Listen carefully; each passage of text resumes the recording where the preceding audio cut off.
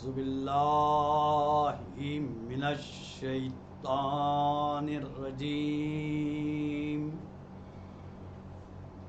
بسم الله الرحمن الرحيم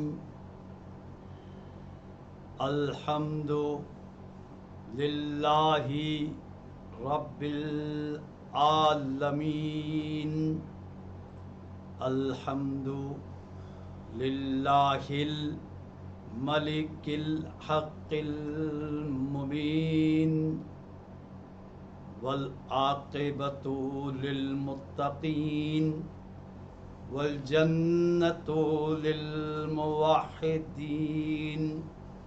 والنار للملحدین والصلاة والسلام والتحیۃ والاکرام علی سید الانبیاء والمرسلین ابی القاسم محمد اللہم صلی علی محمد وآل محمد وآلہ الطیبین الطاہرین المعصومین المظلومین ولعنۃ اللہ علی اعدائہم اجمعین اما بعد فقد قال اللہ تبارک وتعالی فی محکم کتابہ المجید وفرقانہ الحمید وقولہ الحق وہو اصدق الصادقین بسم اللہ الرحمن الرحیم قل لا اسألکم علیہ اجرا الا المودۃ فی القربى صلوات اللہم صلی علی محمد وآل محمد۔ اللہ نے محترم عزاداران سید الشہداء قرآن مجید کی مشہور اور معروف آیت کو آج کی مجلس عزا کے لیے سرنامہ کلام قرار دیا ہے۔ سورہ شورى کی آیت جس میں پروردگار عالم ارشاد فرما رہا ہے قُلْ لَا أَسْأَلُكُمْ عَلَيْهِ أَجْرًا إِلَّا الْمَوَدَّةَ فِي الْقُرْبَى، اے حبیب کہہ دیجئے میں تم سے اجر رسالت کا سوال نہیں کرتا، کوئی اجر نہیں چاہتا، الا مگر صرف ایک ہی سوال ہے الا المودۃ فی القربى، میرے قربا سے مودت کرو۔ ماشاءاللہ لفظ قربا استعمال ہوا ہے قرآن کی اسی آیت کا اس لفظ کے مطابق اگر ہم تفسیر کریں ترجمہ کریں تو واضح سے مثال ہے یہ لفظ عربی میں قربا ایک عورت کے لیے استعمال ہوتا ہے، مؤنث واحد کا یہ لفظ ہے، لہذا اس سے مراد فاطمۃ الزہرا سلام اللہ علیہا، یعنی اے حبیب کہہ دیجئے کہ میں اجر رسالت کا سوال نہیں کرتا، بس ایک ہی صورت میں اجر رسالت ادا ہو سکتا ہے جب فاطمہ سے مودت کی جائے۔ فاطمہ سے مودت کا مطلب جتنا بھی خاندان اہل بیت ہے اس سے مودت کی جائے۔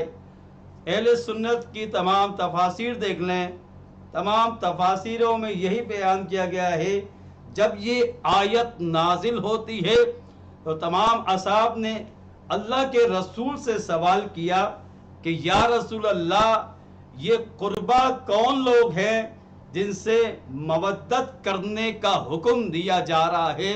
تو اللہ کے رسول نے فرمایا قربا سے مراد علی، فاطمہ حسن حسین ہیں، یعنی اجر رسالت علی سے مودت کرنا، فاطمہ سے مودت کرنا، ماشاءاللہ، حسن سے مودت کرنا، حسین سے مودت کرنا، اور دوسری طرف اللہ کے رسول نے ارشاد فرما دیا ہے، یہ تمام احادیث تمام کتابوں میں ہے، سنی شیعہ تمام مسالک کی کتابوں میں یہ حدیث مل جائے گی، یا علی لحم کا لحم، لحم کا لحمی، جسم کا جسمی، ماشاءاللہ، دم کا دمی، یہ ساری حدیثیں، اور اس کے اندر ایک بات اہم جو بیان کرنا مقصود ہے، یا علی حرب کا حربی، سبحان اللہ، سلم کا سلمی، سبحان اللہ، جو تجھ سے جنگ کرے گا وہ مجھ سے جنگ کرتا ہے، واہ، جو تجھ سے صلح کرے گا، جو تیرے ساتھ جنگ کرنے سے پرہیز کرے گا، اس نے میرے ساتھ صلح کی،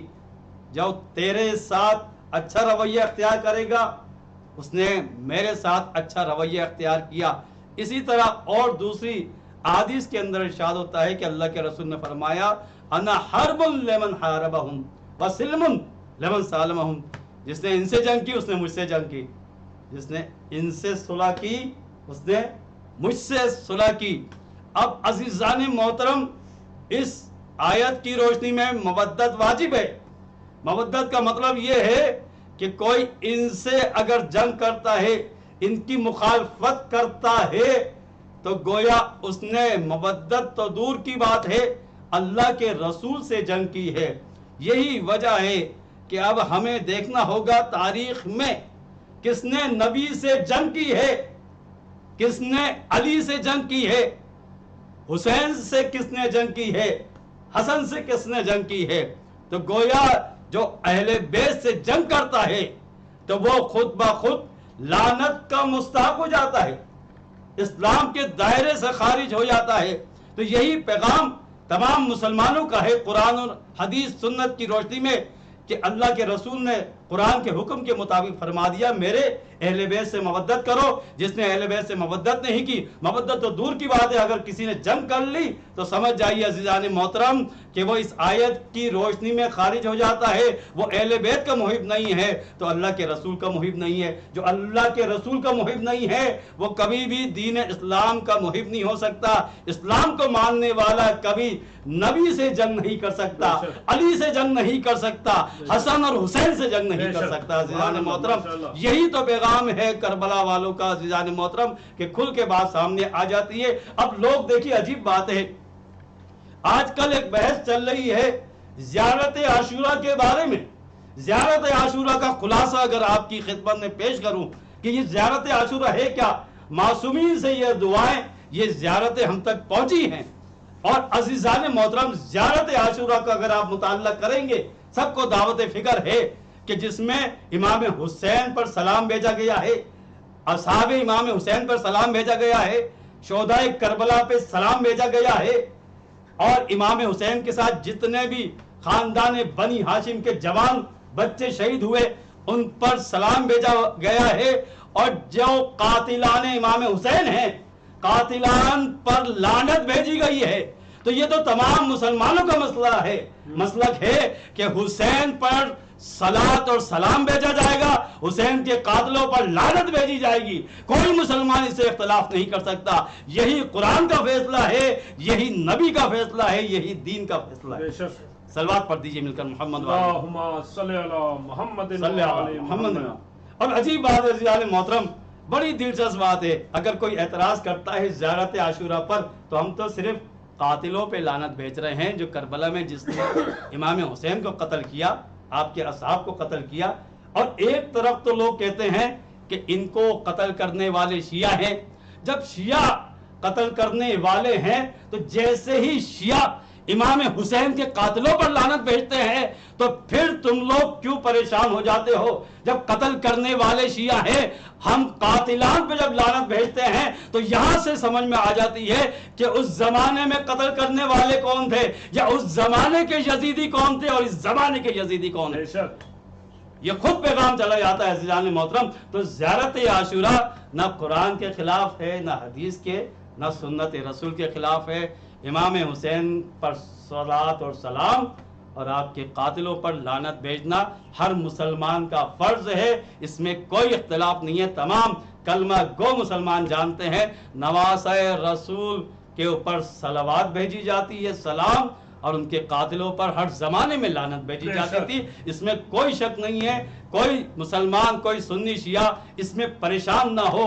اگر میں چاہتا ہوں عزیزان محترم کہ تمام سنی علماء، خصوصاً سنی مسلمانوں سے کہ اس پر غور و فکر کریں، اور علماء سے بھی میری درخواست ہے کہ اپنے تمام چاہنے والوں کو سچ بتانے کی کوشش کریں، اس لیے کہ قرآن مجید میں آیا ہے، سورہ معاہدہ کے اندر آیا ہے، ایک لفظ آیا سماعون سماعون الکذب کا مطلب یہ ہے کہ ایسے لوگ کہ اتنا جھوٹ بولا جاتا ہے معاشرے میں کہ لوگ جھوٹ سننے کے عادی ہو جاتے ہیں۔ سماعون الکذب کا مطلب کہ جھوٹ سننے کے عادی ہو جاتے ہیں۔ اگر آپ جھوٹ بیان کرتے رہیں گے تو لوگ جھوٹ سننے کے عادی ہو جائیں گے۔ یہی وجہ ہے پہلے کیا کہا جاتا تھا کہ اگر ذوالجناح دیکھو گے تمہارا نکاح ٹوٹ جائے گا، علم کی زیارت کرو گے نکاح ٹوٹ جائے گا، مجلس میں جاؤ گے نکاح ٹوٹ جائے گا، اگر تم تبرک کھاؤ گے نکاح ٹوٹ جائے گا۔ کبھی کہا جاتا تھا کہ یہ لوگ معاذ اللہ تبرک کے اندر کیا کچھ ملاتے ہیں، بچوں کو کاٹ کے ڈالتے ہیں۔ عزیزان محترم، یہ سارے جھوٹے باتیں، اتنا جھوٹ کہا گیا کہ لوگ جھوٹ سننے کے عادی ہو جاتے ہیں۔ تو کوئی ایسا نہ ہو کہ آپ کا مسلک، آپ کے مسلک کے ماننے والے جھوٹ سننے کے عادی ہو جائیں۔ نہیں عزیزان محترم، اگر تمہیں سچوں کے ساتھ رہنا ہے تو سچ کہنا بھی ہوگا اور سچ سننا بھی ہوگا۔ یہی جو ہے پیغام محرم کا، عزاداری کا فلسفہ عزاداری ہے۔ یہ امر بالمعروف امام حسین علیہ الصلوۃ والسلام نے صلوات پڑھی، اللہم صلی علی محمد و آل محمد۔ یہی تو کہا تھا کہ میرا خروج کس لیے ہے، میرا جانا کس لیے ہے، انما خرجت لطلب الاصلاح فی امت جدی رسول اللہ صلی اللہ علیہ وآلہ وسلم، کہ میرا خروج اس لیے ہے کہ میرے نانا کی، تاکہ میرے نانا کی امت کی اصلاح ہو جائے۔ میں اصلاح چاہتا ہوں، معاشرے کی اصلاح ہو جائے، تو اصلاح سچ سے ہوگی عزیزان محترم۔ تو آج امام حسین کے اس قول کے ذریعے تمام مسلمانوں تک پیغام پہنچانا چاہتے ہیں۔ اگر کوئی زیارت عاشورہ کے بارے میں غلط بیانی کر رہا ہے تو اس نے گویا امام حسین کے قاتلوں کو یہ کہہ رہا ہے کہ قاتلوں کو لعنت نہ بھیجو، جبکہ ہمارا عقیدہ یہ ہے تمام مسلمانوں کا کہ امام حسین پہ صلوات بھیجی جائے گی، آپ کے قاتلوں پر ہر زمانے پر لعنت بھیجی جائے گی، ہر زمانے میں لعنت۔ عزیزان محترم، یہ لعنت قرآن کا حکم ہے۔ آپ دیکھ لیں کہ جگہ جگہ اللہ کے دشمنوں پہ لعنت، الا لعنت اللہ علی القوم الظالمین، ظلم کرنے والوں پر لعنت بھیجتا ہے اللہ۔ اللہ کی لعنت ہوتی ہے۔ لعنت کا مطلب کیا ہے؟ لعنت کا مطلب یہ ہے کہ اللہ اسے اپنی رحمت سے دور کر دے، بس لعنت کا مطلب یہی ہو جاتا ہے عزیزان محترم۔ تو یہ وہ دعا ہے جو معصومین سے قرآن کی روشنی میں، قرآن کی آیتیں بھی یہ پیغام دے رہی ہیں کہ ہر زمانے میں ہمیں یہ دیکھنا ہے کہ کون حق پر ہے، کون باطل ہے، کون سچ بول رہا ہے، کون جھوٹ بول رہا ہے، ظالم اور مظلوم۔ تو یہ کربلا میں یہ فیصلہ ہو چکا ہے، جو امام کا دشمن ہے وہ لعنتی ہے، امام پر اور امام کے ساتھیوں پر صلات اور سلام ہے۔ یہ سنیوں کا بھی مسلک ہے، یہ شیعوں کا، مسلمانوں کا مسلک ہے۔ تو اس میں کوئی لڑنے کی بات نہیں، کوئی اختلافی بات نہیں، یہ ایسی بات ہے جو قرآن و سنت سے ثابت ہے۔ تمام مسلمان اس بات کا احترام بھی کرتے ہیں، اس بات پر ایمان بھی رکھتے ہیں، کوئی اس کا مخالف نہیں ہے۔ اگر کوئی مخالف ہے تو سمجھ لیں وہ مسلمان نہیں ہے، نہ سنی ہے نہ شیعہ ہے، بلکہ وہ یزیدی ہے۔ اور دنیا میں دو ہی مسلک کے مسلمانوں کے، ایک یزیدی فکر ہے، ایک حسینی ہے۔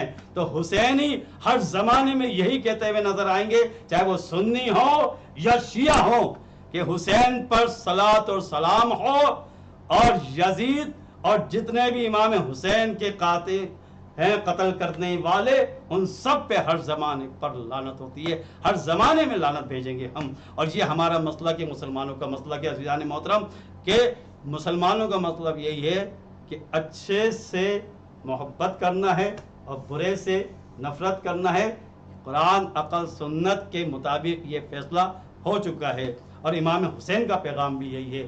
بس عزیزان محترم، ہم نے مقصد امام حسین بیان کیا، اصلاح امت امام نے بیان کیا، اپنے خروج کا مقصد کہ میں کیوں قیام کر رہا ہوں، इन्नमा खरजतु लितलब इस्लाह फी उम्मत जद्दी रसूलुल्लाह सल्लल्लाहु अलैहि वसल्लम व असीरु बेसीरत जद्दी, और अपने जद रसूल की सीरत को मैं जिंदा करूँगा, जारी रखूँगा, और वह अबी अली इब्न अबी तालिब, अपने बाबा की सीरत को भी मैं जिंदा रखूँगा, जारी रखूँगा। व उरीदु अन आमुरा बिल मारूफ, और मैं इरादा भी ये करता हूँ ताकि अमर बिल मारूफ का फरीज़ा अंजाम दिया जाए, नेकियों के हुक्म करने का फरीज़ा अंजाम दिया जाए। उरीदु अन आमुरा बिल मारूफ व अनहा अनिल मुनकर, और बुराइयों से लोगों को रोका जाए। अजीज़ान मोहतरम, ये इमाम हुसैन का मकसद है। और दूसरी जगह इरशाद होता है रिजा ला रिजाना अहलल बैत, अल्लाह की मर्जी हम अहले बैत की मर्जी है। वमा तशाऊना इल्ला अन यशा अल्लाह, ये वही चाहते हैं जो अल्लाह चाहता है। इनकी रजा अल्लाह की रजा, अल्लाह की रजा इनकी रजा, ये वही चाहते हैं जो अल्लाह की मशीयत होती है। बस अजीजान मोहतरम, अब हमें भी यही मिशन, यही मकसद समझना है, उसको आगे लेकर चलना है। इसलिए कि हम जब ज़ियारत पढ़ते हैं तो यही तो कहते हैं, अशहदु अन्न का कद अक़मत सलाता व आतैत ज़कात व अमरत बिल मारूफ व नहैत अनिल मुनकर व अतात अल्लाह व रसूलहु हत्ता अताकल यकीन, कि बेशक हम गवाही देते हैं कि आपने अमर बिल मारूफ भी किया, आपने नहीं अनिल मुनकर भी किया, आपने नमाज को कायम किया, ज़कात को अदा किया, और साथ में अल्लाह रसूल की ऐसी इताअत की कि हत्ता अताकल यकीन, यहाँ तक कि यकीन आ गया। अज़ीज़ान मोहतरम, यकीन की मंजिलत हमारा मकसद होना चाहिए।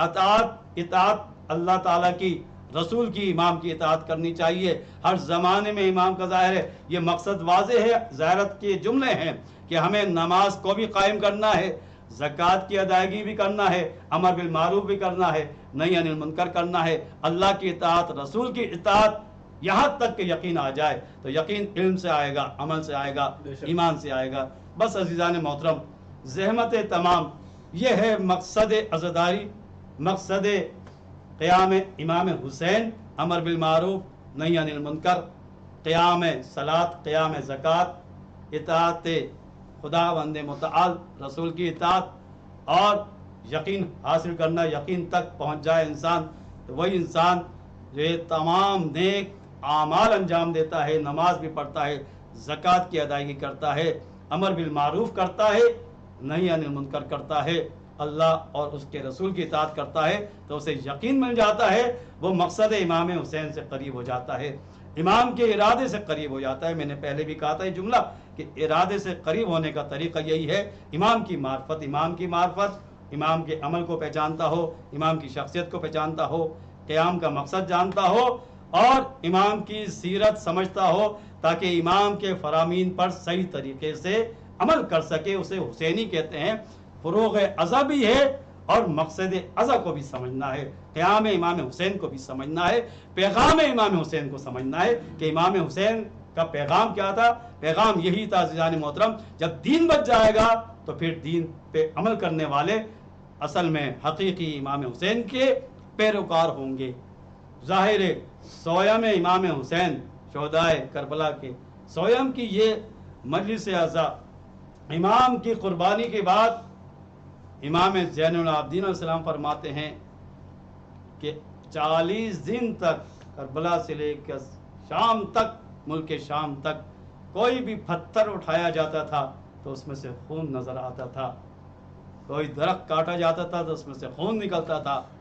तो इमाम के शहादत के असरार और आसार पूरी दुनिया में आज ये बात समझ में आ रही है अज़ीज़ान मोहतरम कि इमाम हुसैन का खून कितना मुक़द्दस था, और ऐसा मुक़द्दस खून कि जिसकी तासीर, जिसका असर ज़मीन से लेकर आसमान तक, आसमान सुरख हो गया था। इमाम सज्जाद फरमाते हैं अगर कोई कपड़ा आसमान की तरफ कर दिया जाता था, सूरज की तरफ, तो उस कपड़े का रंग सुर्ख हो जाता था। ये तासीर थी खूने इमाम हुसैन की कि करबला जिस ज़मीन पर इमाम का खून टपका, वो ज़मीन, वो खाक के करबला लोगों के लिए خاک شفا بن چکی ہے۔ عزیزان محترم، تو امام کی تاثیر، ایسی تاثیر، دین زندہ ہوا، انسانیت زندہ ہوئی، انسان کا ضمیر زندہ ہو گیا۔